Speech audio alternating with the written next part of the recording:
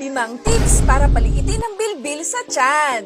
Kung gusto mong lumiit ang bilbil sa 5 simpleng paraan, panoorin mo tong video na to. Ate Doc in the house, topic natin ngayon, kung paano paliitin ang bilbil sa 5 steps lang na to. Marami ka na bang ininom na pampapayat pero hanggang ngayon, malaki pa rin yung bilbil mo? Kala ko ba ate may iniinom kayong pampapayat? Bakit ang laki ng tiyan mo?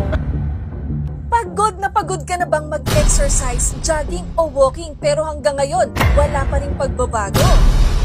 O baka naman kumain ka ng marami pagkatapos dahil gutom na gutom ka? Nag-jogging, nag-gym, kaya lang bakit ganon? Bakit di mo din na-diet? Ano yan? Paki-explain! Paki-explain! Di basta jogging lang. Jogging sabay diet. Hindi jogging lang. Walang sensong pawis mo, tol. Pwede ba talagang kumain pagkatapos mag-exercise o sadyang matakaw ka lang talaga?